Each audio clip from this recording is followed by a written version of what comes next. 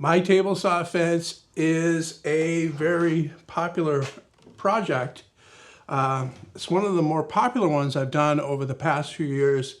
I sell plans for this on my website if you want to make one of your own. It is specifically designed for this type of saw though.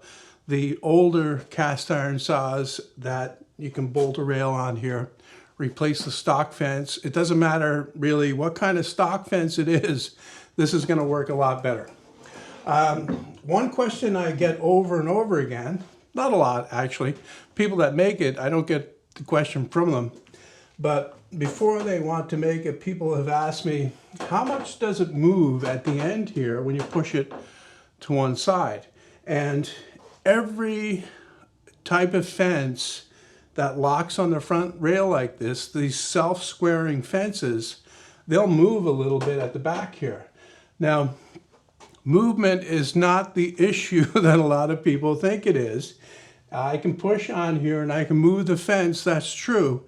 But the only way that that's going to be a factor while you're using the saw under normal circumstances, if you're using the saw wrong, if you're putting too much pressure, sideways pressure on the fence.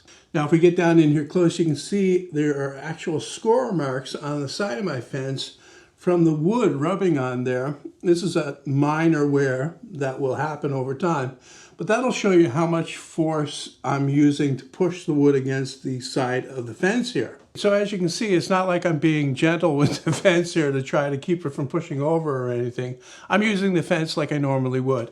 I'm using the fence exactly the same way as the one I used before this, which was also self-squaring, and I think it had the same end play when you pushed hard on the end of it like this.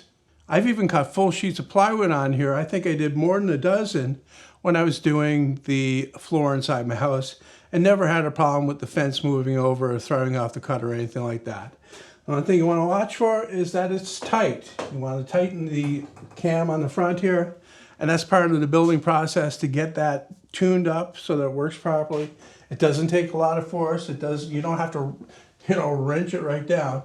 Once it's in there snugly, this thing is not going to move on the front here, and that means that it's not going to move enough at the back there to throw off your cut. Now, like I said, this fence system works best on this type of saw, the older cast iron ones that have a stock fence, usually, a tube type or anything like that. You strip that off and you put this on, line it up, and away you go.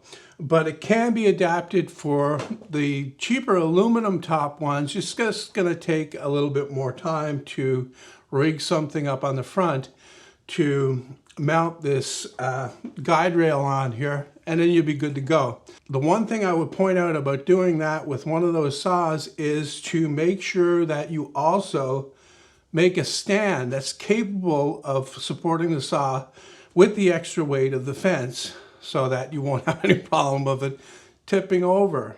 Certainly in a workshop situation, you don't want a temporary setup for your saw. You want to make it as permanent as possible. And if you're going to go to the trouble of making this fence system for it, you might as well go all the way and make a base also that supports it properly.